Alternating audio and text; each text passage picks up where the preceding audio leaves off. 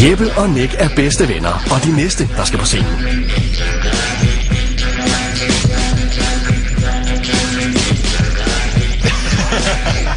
Hvor er det fantastisk. I er varmet fuldstændig op, drenge.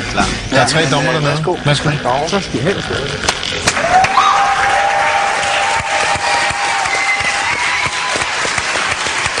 Godt nok har vi ikke siddet her uendelig lang tid, men derfor kan man godt kede sig allerede på forhånd.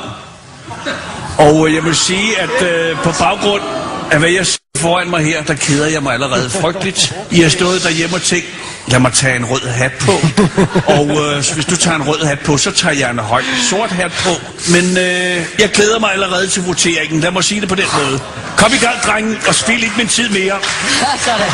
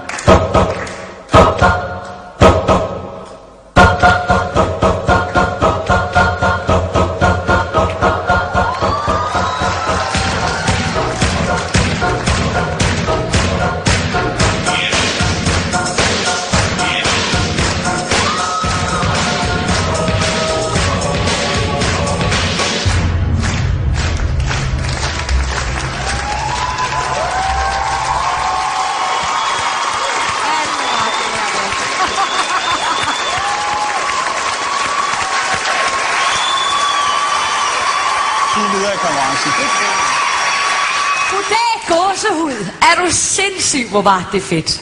I er så overlegne, og jeg elsker sådan noget. Det var bare overraskelsesmomentet, der var surprise i det. I er så knalddygtige, altså. Det er helt vildt. Jeg er solgt. Tak. Det er således, at frøken Stein nogle gange, der følelserne løber af med hende. Derfor er det godt, hun sidder sammen med nogle strikte herrer, som ikke lader sig rive med af pøblen, der applauderer. Men det er krafteddermame godt, det laver. Det må jeg sige. Nå. Der kom den alligevel, hva'? Ja. Altså, bortset fra, I minder mig uheldigt meget om nogle rigtig beskidte drømme, jeg har. Ej, hvordan er det at være inde i Martins Halles hoved? Jeg tror ikke, der er så meget plads. 3 blændende jer. Vi ses.